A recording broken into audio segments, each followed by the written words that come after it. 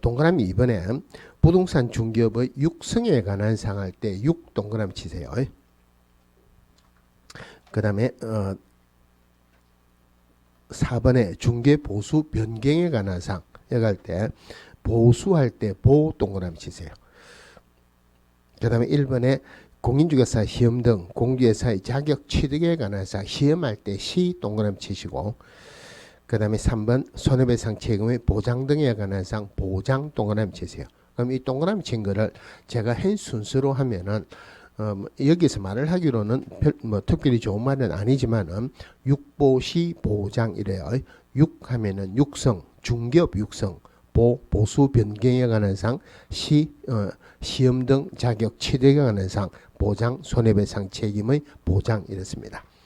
자, 한 페이지 넘어가서 심의사항의 구속에 있는데, 자, 공인중개사 정책심의위원회에서 심의한 사항 중 공인중개사 시험 등 공인중개사 자격 취득에 관한 사항을 정해 대해서는 시도지사는 이에 따라야 한다. 자, 이 부분도 틀리게 한번 나온 적이 있었어요. 이거는 어떻게 부르냐면은, 자, 이거 봅시다. 자, 국토교통부 장관이 있습니다. 물론 직속은 아니지만 밑에 시도지사가 있죠.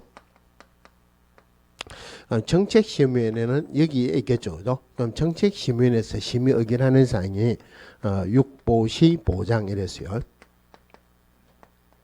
자, 육성 중개업 육성 보수 변경에 관한 사항, 시험 등 자격 취득에 관한 사항, 보장, 손해배상 책임의 보장 이런데, 요 중에서 시도지사 소관 업무가 하나가 있죠. 요 시험 등 자격 취득에 관한 사항 시도지사 소관이죠. 그러면은 정책심의위원회에서 요 시험 등 자격 취득에 관한 사항을 심의를 했다. 그럼 시도지사가 틀림없이 한마디 할 거예요.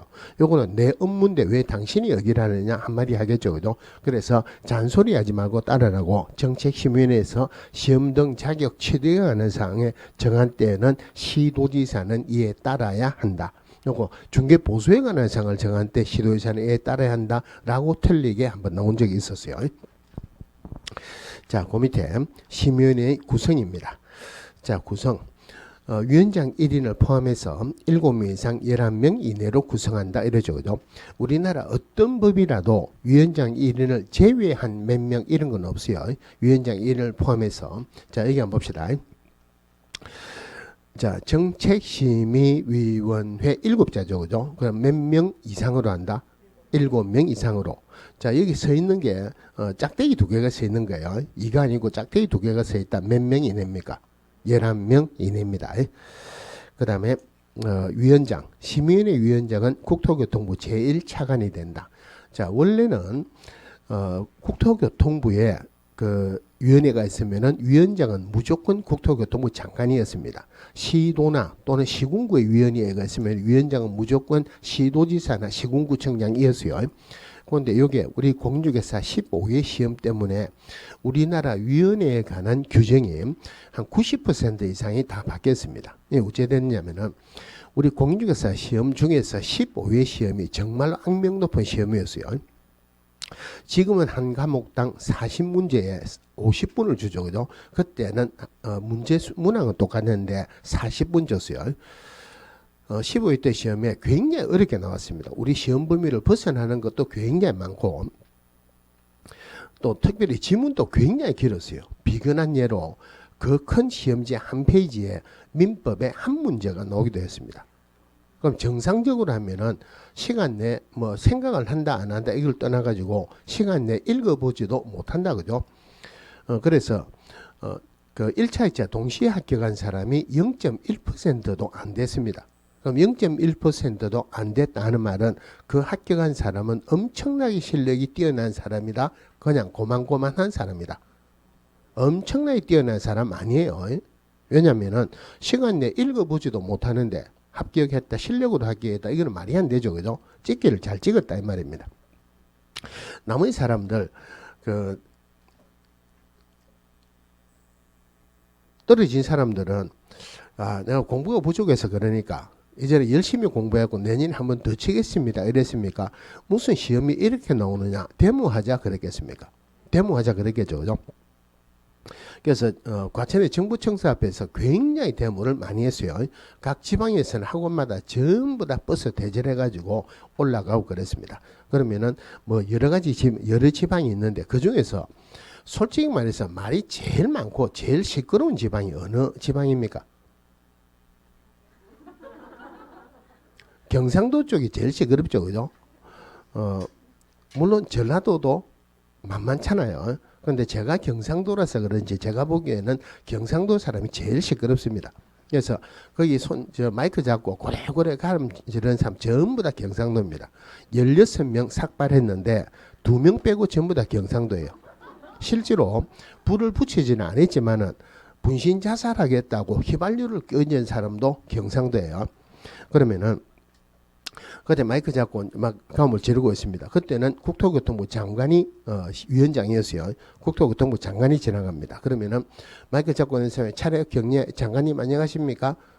위원장님 수고하십시오. 인사했겠습니까? 장관 물러나라. 위원장 물러나라 그랬겠습니까? 물러나라 그랬겠죠. 그죠?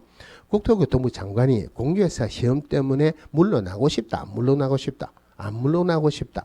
그래서 법을 슬쩍 고치기로 국토교통부 장관이 지명한다 이랬어요. 이제는 국토교통부 장관이 책임을 안 지겠다 이 말이죠. 그죠? 자, 하여튼 그 데모의 결과 재시험을 쳤어요. 그럼 공인된 시험에 재시험을 친다는 말은 시험 주관부서에서 과오를 인정했다 이 말이죠. 그죠? 그럼 누군가는 책임을 져야 돼요. 그래서 공인중개사 시험하고 관련된 최고 책임자 토지국장 좌천돼서 날아갔습니다. 국토교통부 장관이 지명을 하는데 누가 위원장이 되면은 또 그런 일이 없다는 보장이 없죠. 자기도 좌천돼서 날아갈 수도 있죠. 그죠? 위원장 한다 하겠습니까? 안 한다 하겠습니까? 전부 다 안 한다 그래요. 위원장 해라 그러면 바빠서 못합니다. 위원장 해라 너무 바빠서 못합니다. 전부 다 못한다 이러니까 할 수 없이 법으로 정해놓을 수밖에 없다. 그래서 제1차관이 한다. 국토교통부에 제1차관, 제2차관 2명이 있는데 제1차관은 국토 쪽에, 제2차관은 교통 쪽에. 그러니까 제1차관이 위원장입니다. 국장이 하는 것도 아니고 국장이 지명하는 것도 아니고 지금은 제1차관이 한다 그죠? 자, 그러면은 국토교통부 장관은 이제 책임은 안 지죠. 그죠? 책임은 안 지지만은 위원회에서 끝발은 부리고 싶다, 안 부리고 싶다. 부르고 싶다. 그러니까 그 바로 밑에 위원은 다음에 해당하는 사람 중에서 국토교통부 장관이 임명하거나 위촉한다. 위원장은 국장이 하는 게 아니고 책임은 안 지지만은 위원은 내가 직접 뽑겠다 이 말이에요. 그래서 공무원 중에서 뽑으면은 지명이라고 하고 공무원 외의자 중에서 뽑으면은 위촉이라고 합니다. 자, 그 다음에 오른쪽에 보시면은 자, 여기 보세요. 자, 위원의 임기 몇 년으로 할까요? 2년이다. 그죠? 오른쪽 위원회 임기는 2년으로 한다. 자, 그 다음에 위원장의 직무 3번에 1번 뭐 1번은 별로 의미가 없고 2번에 위원장이 부득이한 사유로 직무를 수행할 수 없는 때에는 위원장이 미리 지명한 위원이 그 직무를 대행한다. 뭐 중요한 건 아닌데 이게 틀리게 한번 나왔어요. 어떻게 틀리게 나왔냐면은 위원장이 부득이한 사유로 직무를 수행할 수 없을 때에는 부위원장이 그 직무를 대행한다 이렇게 나왔습니다. 자, 위원장은 법으로 할 수 없이 정해놨기 때문에 제일 차관이 하는데 솔직히 위원장 하고 싶다 안 하고 싶다 안 하고 싶겠죠. 그죠? 그러면은 위원장이 부득이한 사유로 업무를 수행할 수 없을 때 부위원장이 그 직무를 대행한다. 그러면 부위원장이 또 책임을 져야 되죠. 부위원장 할라 하겠습니까? 안 하겠습니까? 아무도 할라 안 합니다. 그래서 여기에는 부위원장이라는 제도 자체가 없습니다. 그래서 위원장이 지명한 사람이 하는 거지 부위원장이 직무를 대행하는 것은 아니다. 자, 그 다음에 심의위원회 운영 1번 뭐 틀리게 나올 건 없고 2번에 심의위원회 회의는 제적위원 과반수 출석으로 개의하고 출석위원 과반수 찬성으로 의결한다. 이래 있는데 자, 의결을 할 때 5분의 4 또는 4분의 3 또는 3분의 2 찬성으로 의결한다. 이런 말이 나오면은 그 숫자 자체가 중요합니다. 그런데 그 말이 없으면은 과반수예요. 과반수라는 거는 전혀 중요한 건 아니에요. 그런데 여기서 특별히 조심해야 되는 게 우리나라 어떤 법이라 하더라도 위원 또는 회원 과반수 찬성으로 의결한다. 이런 법은 없습니다. 과반수 찬성으로 의결한다. 이게 아니고 과반수 출석하고 출석위원 과반수 찬성으로 의결한다. 그래서 과반수 출석해야 된다는 것 꼭 기억을 하시고, 자, 그 다음에 자, 정책시험위원회 7자죠. 그죠? 7자니까 그 밑에 회의 개최하려면은 적어도 며칠 전까지 통보해야 된다. 7일 전까지 통보합니다. 물론 부득이한 경우라면은 하루 전까지 통보해도 된다는 예외는 있어요. 자, 한 페이지 넘어가서 위원회 재척 기피 회피. 1번에 심의위원회 위원이 다음의 어느 하나에 해당하는 경우에는 심의위원회 심의 의결에서 제척된다, 빠진다 이 말이에요. 자, 예를 들어서 판사가 판결을 내리더라도 그 사건이 자기 집안의 사건이라면 스스로 빠져야 되죠. 여기도 마찬가지로 위원하고 관련된 걸 심의한다면은 자기가 스스로 빠져야 돼요. 그런데 스스로 빠져야 되는데 스스로 안 빠지면은 이 위원 보고 나가라 해야 됩니다. 그런데 문제는 뭐냐면은 위원장은 제1차관이 한다 그러죠. 위원을 뽑기로는 누가 뽑습니까? 국장이 뽑죠, 그죠? 그러면은 국토교통부 장관이 뽑은 위원을 그 밑에 있는 제1차관이 마음대로 나가라 할 수 있다 없다? 할 수 없다, 그죠? 그래서 뽑기로도 국장이 뽑고 나가라 하는 거, 해촉하는 것도 마찬가지로 국장이 할 수 있다. 그 밑에 2번에 동그라미 2번에 있죠. 국장은 위원이 재척 사유에 해당하는데도 불구하고 회피하지 아니한 경우는 해당 위원을 해촉할 수 있다. 국장이 할 수 있다, 그죠? 자, 오른쪽에 시험 시행기간입니다. 자, 1번에 공인중개사가 되려는 자는 시도지사가 시행하는 공개사 자격 시험에 합격해야 된다. 실시권자는 누구라고요? 시도지사죠. 자, 근데 그 밑에 예외 2번에 1번 국토교통부 장관은 그 밑에 줄 직접 시험 문제를 출제하거나 시험을 시행할 수 있다. 원칙은 시도지사인데 예외적으로 국토교통부 장관이 직접 시험을 시행할 수 있다.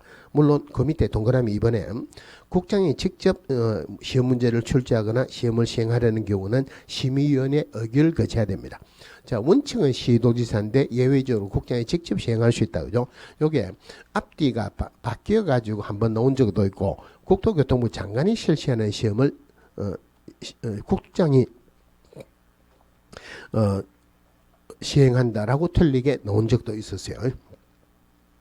그러면은 아까 제일 처음에 말씀드렸는데 공인중개사 자격은 누구 소관이다? 시도지사 소관이에요. 그런데 자격은 전부 다 시도지사 소관인데 예외적으로 시험 시행기관의 장, 시험 실시권자일 때만 예외적으로 국토교통부 장관이 들어갑니다. 나머지는 전부 다가 시도지사 소관이에요. 자, 그러면은 한 페이지 넘어가서 시험의 공고 이런 거는 문제가 나오진 않아요. 일단 예비 공고를 합니다. 매월 2월 28일까지 예비 공고를 하도록 되어 있는데 실제로는 그 전년도 말까지는 예비 공고가 나옵니다. 그리고 시험 시행일 90일 전까지 공고를 합니다. 자, 그 다음에 응시 자격. 자, 동그라미 1번에 요거는 중요합니다. 공주회사 자격이 취소된 후 3년이 지나지 아니한 자는 공주회사가 될 수 없다. 자격 취소되고 3년 동안은 공주회사 될 수 없다, 그죠? 오른쪽에 부정행위자. 자, 시도지사 또는 국장은 이 둘을 한마디로 말해가지고 시험 시행기간의 장이라 그래요. 시험에서 부정한 행위를 한 응시자에 대해서는 시험은 무효라고 그 처분이 있은 날로부터 5년간 시험 응시 자격을 정지한다. 그럼 공인중개사가 될 수 없는 자 2명 있죠, 그죠? 자, 공인중개사가 될 수 없는 자. 공인중개사가 될 수 없는 자 첫 번째가 자격 취소되고 몇 년 동안? 자격 취소되고 3년 동안입니다. 그 다음에 부정행위 하면은 몇 년요? 부정행위 하면은 5년인데 옛날에는 시험 시행일로부터 5년이라 그랬어요. 근데 지금은 처분일로부터 5년. 그럼 더 멀리 동안 못하죠, 그죠? 부정행위자 몇 년 동안요? 5년이에요. 그러면은 공제사 자격을 딸 수 없는 사람은 오로지 자격 취소되고 3년, 부정행위하고 5년, 요 둘밖에 없다는 말이에요. 그러면은 미성년자는 공인중개사가 될 수 있다 없다? 될 수 있다, 그죠? 보통 학원에 가면은 1년에 한 번 정도는 고등학생이 자격증을 따라와요. 한 번은 제일 처음에 제가 봤을 때 고등학교 3학년 학생이 공부하러 왔어요.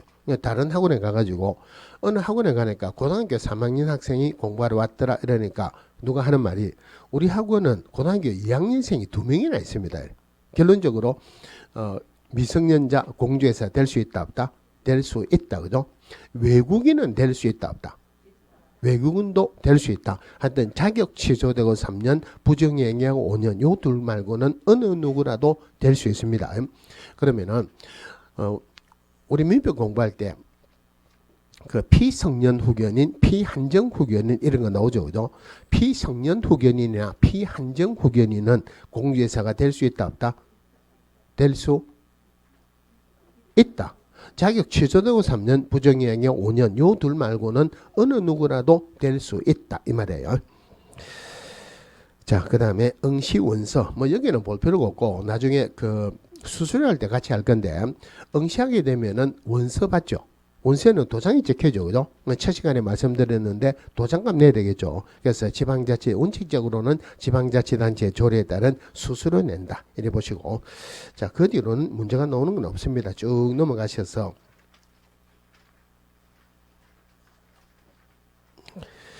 61페이지 볼게요. 61페이지 제류의 자격증 교부합니다. 자, 아까 자격은 시도의사 소관인데 시험 실시권자일 때만 예외적으로 국토교통부 장관이 시험을 시행할 수 있다 그랬죠. 자격증 교부는 누가 한다? 시도의사가 하죠. 그죠? 자, 시도의사가 하는데 시도지사가 지금 우리가 공부하는 여기 보세요. 첫 번째 목적이 자격증 교부받는 거죠. 그러면 시도의사는 합격자 결정 공고로부터 몇 개월 이내에 자격증을 교부해야 된다? 1개월 이내. 그래서 그 밑 2번에 동그라미 2번에 시도지사는 합격자 결정 공고일로부터 1개월 이내에 그 밑에 줄 자격증을 교부해야 된다. 시험 시행기간에 장이 교부하는 것 아니죠. 그죠? 국장도 시험 시행기간에 장으로 들어갈 수 있어요. 그럼 그 밑에 자격증 재교부 신청은 누구에게 한다? 물론 시도의사에게. 하여튼 시험 실시권자 할 때만 예외적으로 국장이 들어갈 수 있고 나머지 자격은 전부 다 국토교통부 장관이 아니고 시도지사에게, 자격증 교부도 자격증 재교부 신청도 시도지사에게 합니다. 한 페이지 넘어가서 자격증 대여 등의 금지. 자, 자격증은 일신전속적이다. 자기만 쓸 수 있어요. 대여 양도할 수 없어요. 그럼 자격증 대여 양도하면은 무조건 자격이 취소됩니다. 물론 오늘 나중에 등록하는데 등록증 대여 양도해도 등록은 취소됩니다. 또 등록증이든 자격증이든 대여 양도하면은 빌려준 사람이든 빌린 사람이든 전부 다가 1년 이하의 징역 또는 1천만 원 이하의 벌금에 처한다. 하여튼 무조건 취소되고 1년에 1천이에요. 자, 오른쪽 페이지에 유사명칭 사용 금지 이래가지고 공인중개사가 아닌 자는 공개사 또는 유사명칭을 사용해서는 안 된다. 요거는 당연하겠죠. 그죠? 그럼 이 부분에서는 문제가 나오는 것은 요거 위반하면은 그 밑에 1년 이하의 징역 또는 1천만 원 이하의 벌금에 처한다. 문제가 나오면은 요 부분이 나와요. 그럼 요 부분이 한 문제로 논 적도 있었는데 그럼 어떻게 생각하느냐면은 나중에 별도로 공부를 하겠지만은 중개대상물 표시 광고하는 것은 오로지 기업공개사만 표시 광고할 수 있어요. 기업공개사 아닌 자는 표시 광고할 수 없다. 그럼 기업공개사 표시 광고할 때 꼭 들어가야 되는 게 중개사무소 명칭, 소재지, 연락처, 기업공개사 성명 여기 들어가야 돼요. 그러면은 자, 기업공개사가 표시 광고할 때 들어가야 되는 게 누락이 됐다. 아니면은 기업공개사 아닌 자가 표시 광고했다. 어느 사람을 벌을 큰 걸 줘야 되겠습니까? 아닌 자가 위반했을 때 벌을 큰 거 줘야 되겠죠. 그래서 인자 아닌 자 이렇게 해가지고 나오면은 아닌 자가 위반하면은 벌이 큽니다. 1년에 1천이에요. 인자가 위반하면은 100만 원 이하의 과태료입니다. 자, 이런 거 비슷한 거. 자, 중개사무소 명칭에는 기업공개사는 사무소 명칭에 공인중개사 사무소 또는 부동산 중개 요 두 개 중에 하나는 꼭 써야 돼요. 물론 기업공개사 아닌 자는 공인중개사 사무소 또는 부동산 중개 또는 유사 명칭을 사용할 수 없다. 그러면 여기도 마찬가지로 기업공개사가 공인중개사 사무소 또는 부동산 중개라는 문자를 사용 안 했다. 또 기업공개사 아닌 자가 공인중개사 사무소 또는 부동산 중개 또는 유사명칭을 썼다. 누구를 벌을 큰 걸 줘야 되겠습니까? 안인자가 위반하면은 1년에 1천, 인자가 위반하면은 100만 원 이하의 과태료예요. 그럼 방금 우리 교재 읽은 부분에 공인중개사가 안인자가 공인중개사 또는 유사명칭을 썼다 1년에 1천 줄까요? 100만 원 이하의 과태료 줄까요? 요거 1년에 1천이다. 그죠? 자, 거기 판례에서 저 밑에 유사명칭 1번에 파란 것만 읽어볼게요. 자, 부동산 뉴스 대표라는 명칭을 기재해서 사용한 것은 공인중개사 유사명칭을 사용한 것에 해당한다. 요거는 한번 듣기만 들으면 돼요. 자, 그럼 부동산 뉴스라고 있는데 보통 부동산 뉴스 이러면은 부동산하고 관련된 신문이나 잡지나 인터넷 매체라고 생각을 합니다. 그죠? 그런데 실제로 판례에서는 이게 부동산 뉴스가 뭔지가 설명이 되어 있어요. 이 부동산 뉴스가 뭐냐면은 중개사무소 명칭입니다. 그러면은 누가 부동산 뉴스 대표라고 썼다. 그럼 부동산 뉴스 대표라는 말이나 대구 공인중개사 사무소 대표라는 말이나 같은 의미예요. 그러면은 자, 일반적으로 중개사무소 대표는 공인중개사인데 공인중개사가 아닌 자가 자기 명함에 부동산 뉴스 대표라고 쓰게 되면은 일반인으로 하여금 공인중개사라고 오인할 소지가 있다. 이것도 마찬가지로 유사명칭에 해당한다. 유사명칭에 해당하니까 1년에 1천에 해당한다. 그죠? 이걸 한번 듣기만 들으면은 문제가 나오면은 뭐 별로 틀릴 건 없고요. 자, 그 다음에 넘어갑시다. 66페이지 여러분들 자격증에 다 이름 적어놨죠? 시도의사 이름 적어놓은 사람도 있죠. 자, 넘어가시고. 자, 그 다음에 70페이지에 중개사무소 개설 등록합니다. 자, 중개업을 하기 위해서는 등록을 해야 되죠. 그죠? 자, 등록을 하는데 한 페이지 넘어가서, 이제 등록을 하기 전에 교육이 나오는데, 교육 부분은 여기에 있는 교재에 나와 있는 부분을 전부를 봐야 돼요. 전부를 봐야 된다. 그러니까 제가 별도로 안 읽고 설명만 드릴게요. 자, 교육이 크게 4가지 종류가 있습니다. 4가지 종류가 있는데 교육은 문제가 나오면 간단하게 나옵니다. 문제 한 문제는 반드시 나와요. 그런데 크게 2개로 구분해서 공부합니다.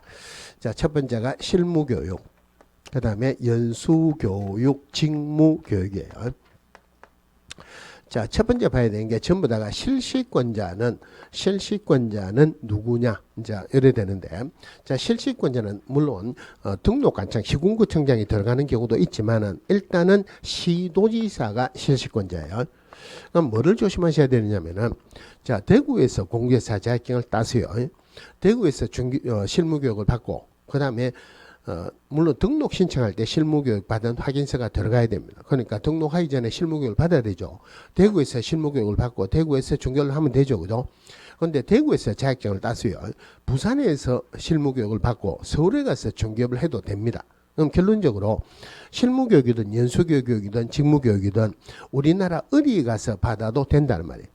그럼 결론적으로 이 교육 세계는 전국적으로 교육의 내용이 같아야 된다, 달라도 된다. 같아야 되죠. 그러면은 전국적으로 교육의 내용이 같아야 된다 하는 말은 원칙적인 실시권자는 시군구청장, 시도지사, 국토교통부 장관 누가 들어가야 되는 게 맞습니까? 전국적으로 같아야 되면 국토교통부 장관이 들어가야 되는 게 맞죠. 그죠? 그래서 오래전에는 교육실시권자는 국토교통부 장관이었는데 오래전에 권한을 위임해서 시도지사로 내려왔어요. 그런데 문제는 뭐냐면은 시도지사가 교육실시권자라는 말은 시도별로 교육의 내용이 다를 수도 있다 이 말이에요. 그런데 실제로 교육은 전국적으로 같아야 되겠죠. 그래서 국토교통부 장관은 교육의 전국적인 균형을 유지하기 위해서 지침을 수립할 수 있다. 지침 수립은 국장이 한다. 이래 보시고. 자, 그럼 첫 번째 실무교육 볼게요. 자, 실무교육 실시권자 시도지사죠. 그럼 실무교육의 대상자는 누구냐면은 자, 우리가 등록을 하게 되면은 교육공개사 됩니다. 그런데 등록 신청할 때 실무교육 받은 확인서가 들어가야 돼요. 그러면은 실무교육은 엄격하게 말하면은 교육공개사가 받습니까? 교육공개사가 되려는 자가 받습니까? 교육공개사가 되려는 자가 받죠. 그죠? 그런데 우리 법에서는 주어를 교육공개사라고 해놨어요. 뭐라고 했냐면은 교육공개사는 등록 신청 전 1년 이내 시도지사가 실시하는 실무교육을 받아야 된다. 등록 신청 전에 받으니까 엄격하게 말하면은 교육공개사 아니죠. 그죠? 여기는 그냥 교육공개사라고 할게요. 자, 기업공개사 실무교육을 받아야 되고, 법인인 기업공개사는 법인의 임원이나 사원, 임원 또는 사원 전원이 받아야 됩니다.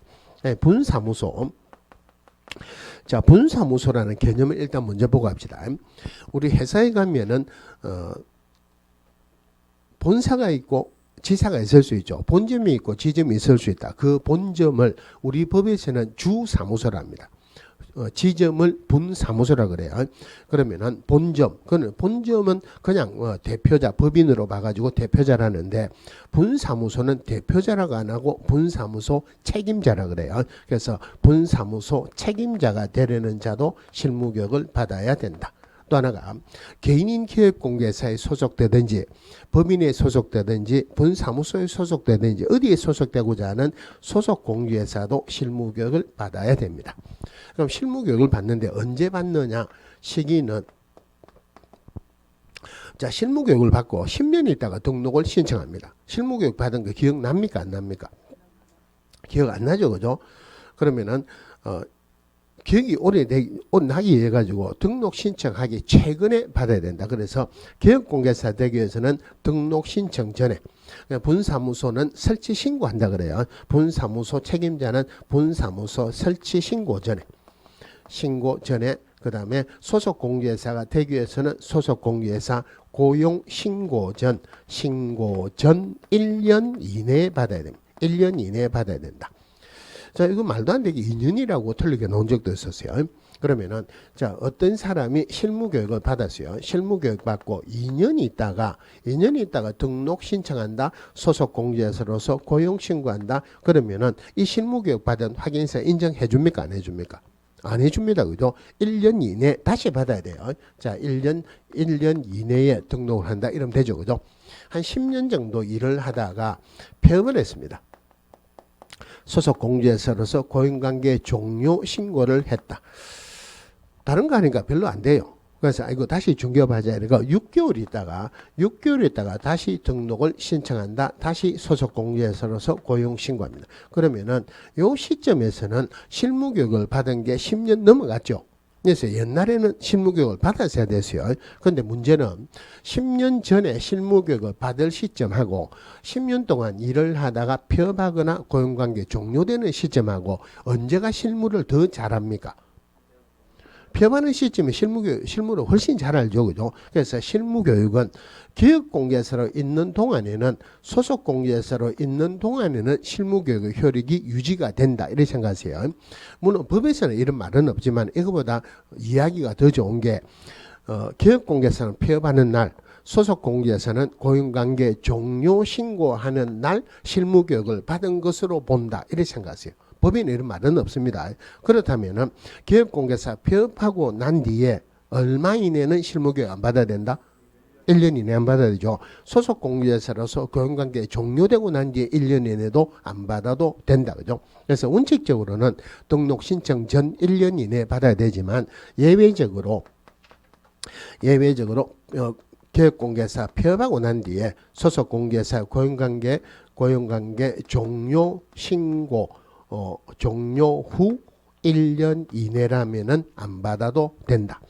그럼 실무교육의 내용이 나오는데 실무교육의 내용은 틀리게 나올 건 없어요. 법률 지식, 중개 및 경영실무 직업윤리입니다. 그럼 여기에서 시간도 종종 나오는데 실무교육의 시간. 그 시간, 몇 시간에서 몇 시간 이런 것들 막연하게 외워야 돼요. 숫자 외우는 거 별로 안 좋죠. 그러면은 자, 실무교육이 리얼입니다. 리얼이면은 좋기로는 기억, 니은, 디귿, 리얼이다. 며칠 하면 좋겠습니까? 4일 하면 좋겠죠. 물론 법에서는 4일 한다는 규정은 없어요. 4일 한다고 생각하세요. 하루에 근무 시간이 8시간이다. 교육 시간도 8시간이죠. 그럼 4일에 8시간은 몇 시간? 32시간. 여기도 32시간 합니다. 자, 32시간 하는데 사실은 실무교육 받으러 가면은 통지 안 따릅니다. 정말로 통지 안 따라요. 법을 만들 때도 그 내용을 압니다. 그래서 통제 잘 따르라고, 통제 잘 따르면은 마지막 날 오후 4시간 빼주겠다. 그럼 몇 시간? 28시간에서 32시간 이내로 한다. 실제로 이래 합니다. 자, 그 다음에 연수교육입니다.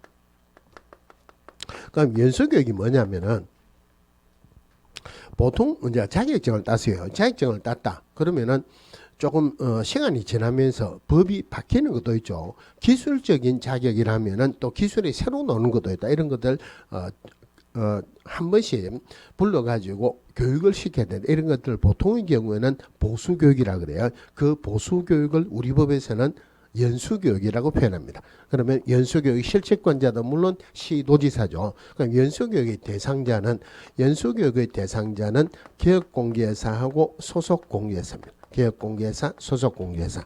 그럼 연수교육은 언제 받느냐? 자, 실무교육을 받고 한 달 있다가 연수교육을 받아라. 이거 말도 안 되죠. 그죠? 그럼 실무교육을 받고 일정 시간이 지나면은 연수교육을 받습니다. 또 일정 시간이 지나면은 연수교육을 받아요. 그러면 연수교육 2년이니까 실무교육이나 앞에 연수교육을 받은 날로부터 몇 년마다 받으면 좋을까요?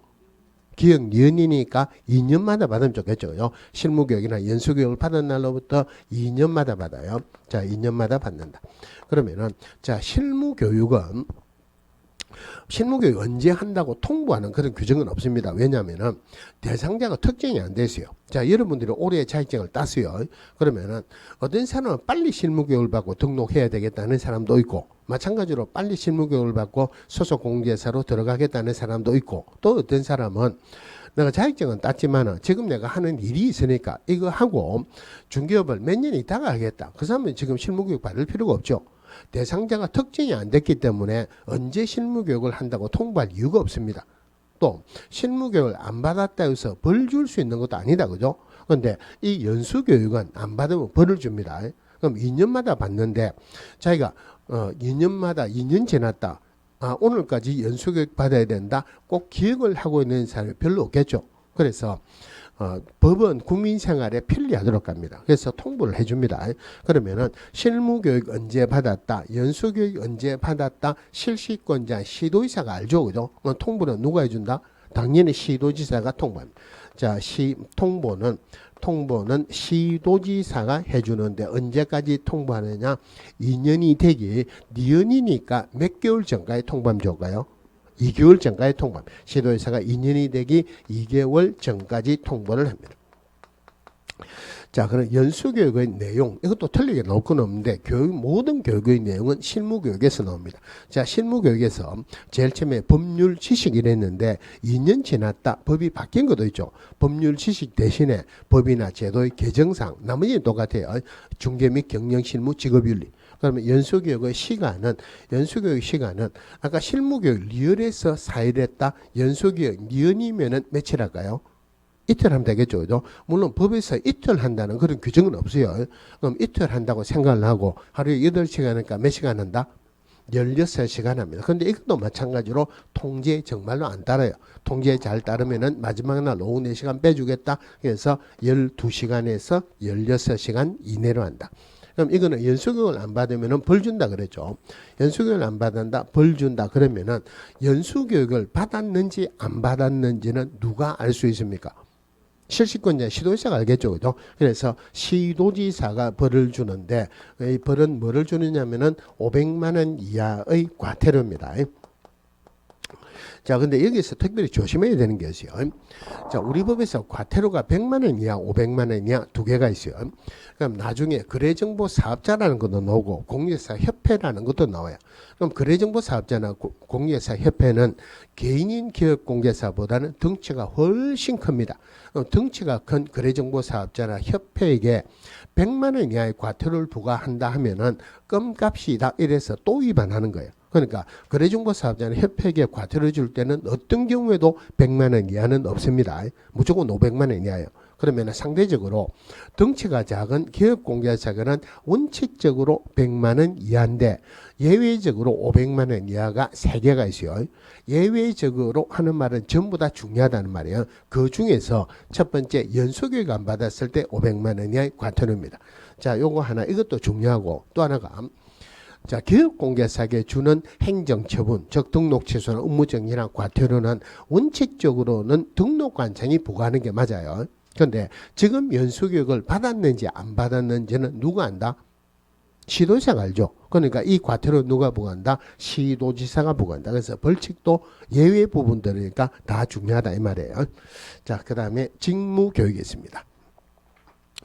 자, 직무교육 실시권자는 누구로 할까요?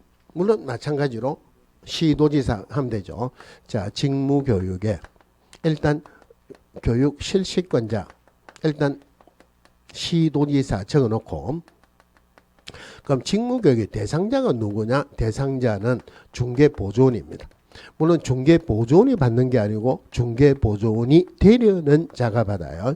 그럼 언제 받아야 되느냐? 시기는 아까 실무교육이 똑같습니다. 중개보조원 고용신고 전 중개보용으로 고용신고 전 몇 년 이내? 1년 이내에 받아야 된다. 1년 이내에 받아야 되는데 예외도 마찬가지예요. 중개보조원으로서 고용관계 종료 후 1년 이내는 안 받아도 된다. 그죠? 자, 이 직무교육은 교육의 내용을 좀 보셔야 돼요. 자, 그러면은 중개보조원은 중개무 못하죠. 중개무 못한다. 그죠? 모든 교육은 아까 실무교육에서 시작한다 그랬죠. 실무교육에서 법률 지식, 중개보조원 중개무 못하니까 법률 지식이 필요 없습니다. 중개, 실무, 경영, 실무 필요 없어요. 오로지 남아있는 것 직업윤리 하나밖에 없습니다. 자, 직업윤리. 그러면 직업윤리가 어떤 내용이냐면은 우리 공인중개사 할 때 사자 무슨 사자로 쓴다 그랬어요? 선비 사자로 적고 사기꾼 사자라고 읽습니다. 우리 중개업할 때 사자 기질이 조금 있어야 된다 이런 말 하죠. 그죠? 그래서 중개업하고 관련된 교육에는 옛날부터 사기꾼 기질 너무 내지 마라 하는 교육을 시켜 왔었고 그거 꼭 시켜야 돼요. 교육의 내용이 사기꾼 기질 내지 마라 꼭 들어가야 돼요. 명색이 법인데 교육의 내용을 사기꾼 기질 너무 내지 마라 하는 것을 교육의 내용으로 한다 할 수가 없죠. 그죠? 그래서 이 말을 따듬어서 직업윤리라고 표현했어요. 그러면은 자, 실무교육, 연수교육, 직무교육 중에서 교육의 내용이 가장 단순한 교육이 무슨 교육입니까? 직무교육이 가장 단순하죠. 그래서 원래는 실시권자가 시도지사였는데 제일 단순하니까 밑에 시군구청장도 교육을 실시할 수 있도록 해줬어요. 그 시군구청장을 우리 법에서는 등록관청이랍니다. 시도지사 또는 등록관청입니다.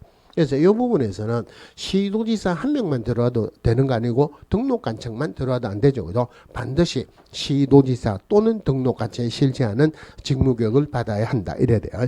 그러면은 아까 실무교육은 시간은 4일 한다. 리얼이니까. 연수교육은 연이니까 이틀 한다. 그러면 직무교육은 기억이니까 며칠 하면 좋을까요? 하루 하면 되죠. 그죠? 하루에 8시간인데 사자 기질 너무 내지 마라 하는 거 가지고 8시간 동안 교육할 게 없습니다. 그래서 이거는 반 잘라서 4시간만 합니다. 자, 4시간만 하는데 이것도 통제 잘 따르면 좀 빼줘야 되겠죠.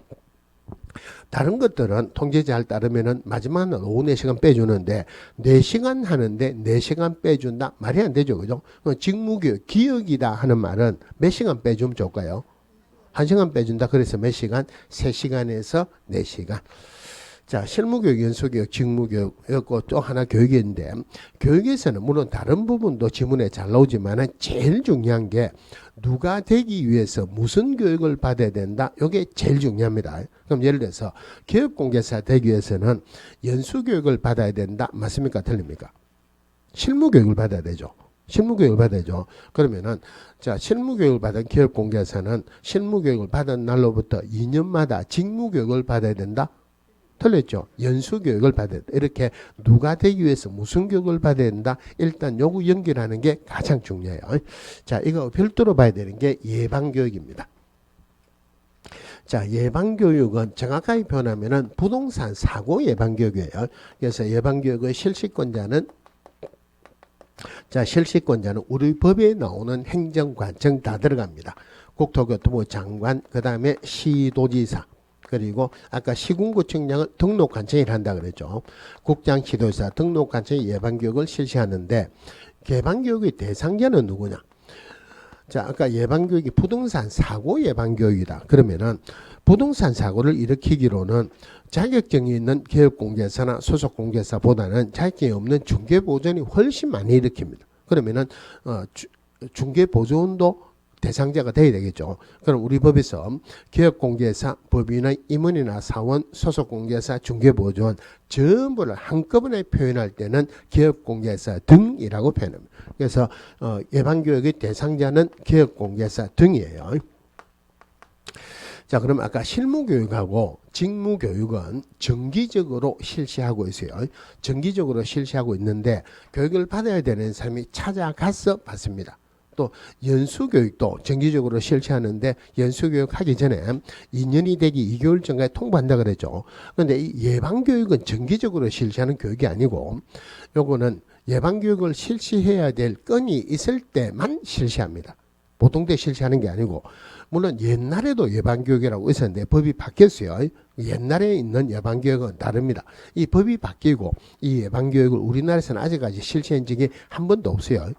정기적으로 실시하는 게 아니고 예방교육을 실시해야 될 건이 있을 때만 실시한다는 말은, 다른 말로 국장지도사 등록관청은 기업공개사 등을 대상으로 예방교육을 실시하여야 한답니까? 실시할 수 있답니까? 실시할 수 있다. 실시해야 한다가 아니고 실시할 수 있답니다. 실시할 수 있다. 그러니까 예방교육을 실시하게 되면 통보를 해줘야 되겠죠. 원래 공무원이 하는 거는 며칠? 7일. 기업공개상은 10일이 원칙이죠. 그죠? 그런데 이거는 예외입니다. 공무원이 하는 거 7일이지만은 예외적으로 10일입니다. 이 중요한 숫자는 아닙니다. 통보를 하기로 10일 전까지 일시장소 내용을 통보하여야 한다. 자, 그러면은 아까 실무교육을 안 받으면은 기업공개사나 소속공개사나 못 되죠.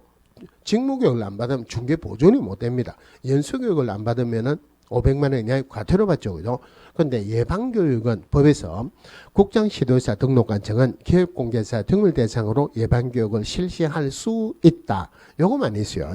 다른 말로 기업공개사 등은 예방교육을 받아야 되는 의무가 있다 없다? 의무가 없죠. 의무가 없죠. 그죠? 그럼 예방교육 받으러 온다 그러면은 교육받으러 잘 가겠습니까? 안 가겠습니까? 안 갑니다. 그럼 예를 들어서 등록관청 시군구청장이 예방교육을 실시하는데 그 시군구 안에 중개사무소가 100군데가 있다고 가정을 합시다. 그러면은 의자도 유인물도 음료수도 100인분 정도는 준비를 해놔야 되죠. 예방교육을 한다고 통보를 했는데 5명밖에 안 나왔어요. 시군구청장 참 할 말이 없죠. 그러니까 이런 교육들은 이런 문제하고는 상관이 없는데 주로 교육 통보할 때 어떻게 하느냐면은 10일 전까지 일시장소 내용을 통보하고 제일 밑에 당구장 표시해가지고 본 예방교육을 실시할 본 예방교육에 참석하지 않는 중개사무소는 다음에 지도감독할 때 최우선적으로 지도감독의 대상자가 되심을 첨언합니다. 엔간한 받으러 온나 이 말이에요. 만약에 교육받으러 안 오면은 다음에 중개사무소 갖고 탈탈 털겠다 이 말이에요. 그렇게 할 수밖에 없어요. 그러면은 실무교육이나 연수교육이나 직무교육 실제로 여러분들이 교육을 받으러 가면은 교육비를 내야 돼요. 그런데 예방교육은 교육비 내고 오라 그러면은 더 안 가겠죠. 그래서 예방교육은 교육비 안 냅니다. 교육비가 없어요. 그러면은 교육비가 없다는 말은 예방교육을 실시하는 교육기관은 교육을 할수록 손해보죠.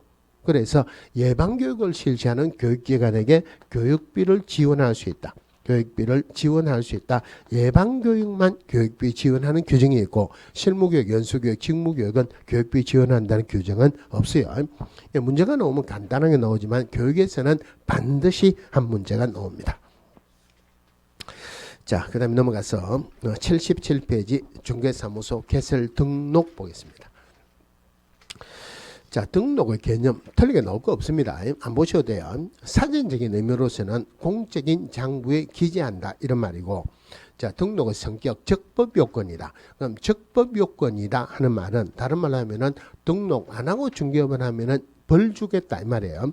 우리 공인중개사법에서 제일 못하게 하는 게 등록 안 하고 중개업하는 걸 제일 못하게 한다. 그럼 우리 법에서 형벌, 징역 또는 벌금을 형벌이라 그래요. 그러면은 1년 이하의 징역 또는 1천만 원 이하의 벌금, 그리고 3년 이하의 징역 또는 3천만 원 이하의 벌금 두 개가 있는데, 자, 다시요. 우리 법에서 제일 못하게 하는 게 등록 안 하고 중개업을 하는 걸 제일 못하게 한다는 말은 등록 안 하고 중개업을 하는 자는 벌을 제일 큰 걸 준다는 말입니까? 작은 걸 준다는 말이에요. 제일 큰 거. 그래서 등록 안 하고 정교반하는 자, 제가 표현할 때는 무등록자로 표현할게요. 무등록자 3년에 3천이에요. 근데 그 밑에 동그라미 2번 해볼게요. 등록은 당사자 간의 거래 계약에 대한 효력 요건은 아니다. 만약에 효력 요건이라면 그는 무효가 됩니다. 이건 유효 요건이다. 똑같은 말이에요. 자, 무슨 말이냐면은 저는 중개업 등록을 안 했죠, 그죠? 등록 안 했는데 제가 계약을 체결시킬 수도 있죠. 누가 우리 집을 좀 팔아야 되겠다. 집을 좀 팔아야 되겠다. 혹시 아는 사람 없느냐? 없다. 그 다음에 고등학교 동창회 갔어. 남자들 고등학교 동창회 가면 뭐합니까? 뻔하죠, 뭐. 그죠? 고등학교 동창회 가고, 누가 하는 말, 야, 내가 무슨 아파트를 하나 사야겠다. 그 아파트 사는 것도 사실은 잘 사야 돼요. 잘 사야 되는 이유가 뭐냐면은, 같은 지역이라 하더라도, 물론 오래됐고, 이제 새 거하고, 이거는 가격이 다르죠, 그죠? 근데 어느 같은 대구라 하더라도 이 동네는 아파트 가격이 막 올라가는데 이 동네는 안 올라가고 이런 거 있죠. 최근에 우리나라 전국적으로 아파트 가격이 엄청나게 많이 올라가죠. 그죠? 그래서 실거래가를 쭉 보니까 전 놀랐습니다. 우리 부산 같은 경우만 하더라도 해운대, 남구, 수영구 이런 데는 처음에는 조정 대상으로 조정 지역으로 지정이 안 됐어요. 그리고 서울에서 아파트 올라가니까 남구, 수영구, 해운대구 이런 아파트 가격이 엄청나게 올랐습니다. 원래가 그 동네 부산에서는 그쪽이 아파트 가격이 좀 센 편이었어요. 자, 센 편이었다. 그래서 이제 조정 지역으로 묶었습니다. 묶으니까 이게 풍선 효과로 옆으로 옵니다. 그죠? 다른 쪽에서 아파트 가격이 올라가는데 다 올라가는 게 아니고 어느 동네는 올라가고 어느 동네는 안 올라가고 제가 사는 데는 좀 조금 오르기는 올랐는데 뭐 아까 말씀드린 구 세 군데보다 그만큼 오르지는 않았어요. 그런데 제가 사는 데가 부산 진구예요. 부산 진구에서 제일 아파트 많은 가격 올라간 데가 제 사는 아파트예요. 제 사는 아파트보다 훨씬 후에 지은 아파트가 우리 집 팔면은 똑같은 평수 세 채나 삽니다. 아파트는 가격이 올라가는 아파트가 올라갑니다. 그러니까 같이 사더라도 같이 사 물론 나는 여기서 오로지 죽을 때까지 살겠다 하면은 가격 올라가는 거 별로 의미가 없죠. 물론 살겠다는 소유의 의미도 있지만 투자의 의미도 있죠, 그죠? 가격 올라가는 게 좋죠, 그죠? 누가 아파트 하나 사고 싶은데 내 이 아파트에 하나 사고 싶은데 이거 8만 원 사면 없겠나? 어제 들은 그 이야기예요. 둘이서 만나려고 계약을 체결시켰어요. 저는 등록을 안 했죠. 그 계약은 유효입니까, 무효입니까? 계약은 유효다, 그죠? 그래서 적법 요건이다. 등록 안 하고 중개하면은 벌 주겠다. 그래서 유효 요건은 아니다. 계약은 유효다 이 말이에요.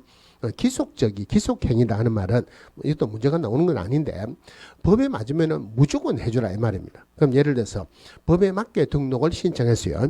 법에 맞게 등록을 신청했는데 등록관청에서 지금 중개사무소가 너무 많으니까 당신 1년 있다가 등록 신청하세요. 6개월 있다가 등록 신청하세요. 할 수 있다 없다?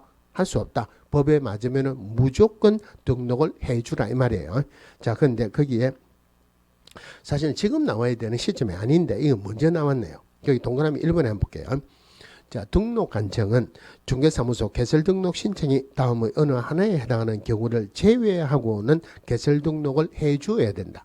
그러면은 기속적이다. 무조건 해주는데 밑에 4개는 해주지 말라는 말이죠. 그죠? 첫 번째가 공인중개사 또는 법인이 아닌 자가 중개사무소 개설등록을 신청한 경우. 자, 이거는 내용을 조금 보면서 합시다. 우리 기업공개사의 종별에 공인중개사인 기업공개사가 있고 그 다음에 법인인 기업공개사가 있고 그 다음에 법 76385 부칙 6조 2항에 의한 기업공개사 중개인이 있죠. 그죠?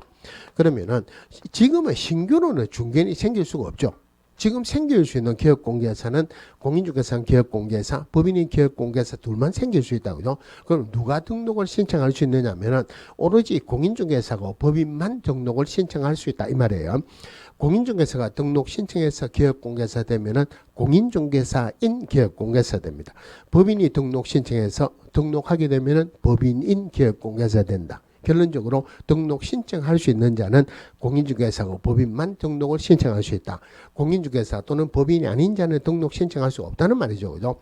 이게 무엇 때문에 이게 우리 법에 들어오게 됐냐면은 변호사 자격 때문에 그랬어요. 옛날에는 변호사들이 우리 중개업 한다고 생각이나 했겠습니까? 안 했겠습니까? 할 필요가 없죠. 그죠? 변호사 자격만으로 충분히 살 수 있습니다. 그런데 요즘은 변호사 자격 가지고 먹고 살기 어렵죠. 자기 사무소 유지비를 버는데도 반도 안 된대요. 그러니까 중개업 해야 되겠다. 서울에 서초구에 법원이 있는데 거기 보면은 변호사들 엄청나게 많아요. 그 많은 변호사들이 모여가지고 회의를 했습니다. 우리가 변호사 자격으로 중개업 할 수 있느냐 없느냐 맨날 며칠을 회의한 결과 법률 행위를 대리할 수 있기 때문에 우리도 중개업 할 수 있다 결론이 났어요. 그러니까 거기에 제일 쫄 변호사가 그러면은 일단 우리가 결론 났으니까 내가 변호사 자격으로서 등록을 신청해 보겠다. 그래서 서초구에 토지계 등록 신청서를 냈습니다. 그러면은 원래는 공인중개사 자격증이 들어갔어요. 자격증이 들어갔는데 이 사람이 공인중개사 자격증이 없으니까 변호사 자격증 사본이 들어가겠죠. 그죠? 서초구에 토지계 구급 공무원이 서류를 딱 보더만은 공인중개사 자격증이 없어요. 공인중개사 자격증이 없습니까? 이러니까 그 사람이 공인중개사 자격증이 없지만 변호사 자격증으로 할 수 있으니까 이거로 해 주세요 하려고 공인중개사 자격증이 없지만 이러니까 구급 공무원이 공인중개사 자격증이 없으면 안 됩니다. 가져가세요. 그 수많은 변호사들이 맨날 마치를 회의를 한 결과를 구급 공무원이 한순간에 튕겨버렸어요. 우리나라 공무원 끝발이 그만큼 셉니다. 그래서 소송을 했는데 대법원까지 올라갔어요. 대법원까지 올라가니까 판결에서 변호사 자격증하고 안 된다. 공인중개사 자격증이 있어야 된다. 그래서 변호사가 중개업 등록을 하려고 하더라도 우리 공인중개사법에 등록 요건을 갖춰야 된다. 공인중개사 자격증이 있어야 된다 이 말이에요. 그래서 그것 때문에 이 법을 넣었습니다. 변호사 자격으로는 등록할 수 없다는 말이죠. 변호사가 등록하려 하더라도 공인중개사 자격증이 있어야 된다. 그래서 공인중개사 또는 법인이 아닌 자가 중개사무소 개설 등록을 신청한 경우 안 해주겠죠. 연에 중개사무소 개설 등록을 신청한 자가 등록의 결격 사유에 어느 하나에 해당하는 경우 나중에 결격 사유할 건데 이 결격 사유에 해당하는 자는 등록할 수 없다고 되어 있으니까 등록 안 해줍니다. 그러면 개설 등록 기준에 적합하지 않는 경우 오늘 등록 기준 할 거예요. 자, 실무 교육을 받기는 받았는데 2년 전에 받았다. 등록해 줍니까? 안 해줍니까? 안 해줍니다. 사무소 확보해야 되는데 사무소 확보 계획만 수립했다. 등록 안 해주겠죠. 하여튼 등록 요건에 갖춰야 되고 리얼에 그 밖에 이 법 또는 다른 법령에 따른 제한에 위반되는 경우 우리 법뿐만이 아니고 다른 법의 제한에 위반돼도 등록을 안 해줍니다. 이게 틀리게 한번 나왔어요. 다른 법의 제한 우리 법을 위반했을 때는 등록을 안 해주지만은 다른 법 위반했을 때 등록을 해준다라고 틀리게 나왔는데 이 말이 무슨 말이냐면은 자, 물론 일정 금액은 있지만 누가 국세를 체납을 했어요. 자, 국세를 체납을 했다. 내가 해외여행 가겠다. 여권 내주세요. 여권 발급해 줍니까? 안 해줍니까? 안 해줍니다. 국세 체납하면 여권 발급 안 해줘요. 아니 세금 내야 되고 세금도 안 나고 다른 데 놀러 갈라 한다. 말도 안 되죠. 그죠? 딴 데 가려면 세금 내고 가라는 거예요. 마찬가지로 국세를 굉장히 체납을 했어요. 체납을 해놓고 내가 돈 벌려고 중개업을 하려니까 등록해 주세요. 해줍니까? 안 해줍니까? 안 해준다는 말이에요. 그래서 우리 법뿐만 아니고 다른 법의 제한에 위반돼도 등록을 안 해줍니다. 그런데 여기에서는 답으로 놓을 게 별도로 하나 있어요. 그거는 조금 있다가 나오는 부분에서 말씀을 해드리고 자, 그 다음에 일신 전속적이다. 내만 쓸 수 있다. 상속도 안 되고 팔 수도 없고 뭐 빌려줄 수도 없다. 그죠? 자, 그 다음에 등록 신청자, 등록 간청, 요거 나오는데, 자, 요 부분부터는 이제 등록하는 본격적으로 들어가고, 요 부분은 잠시 쉬다가 보겠습니다.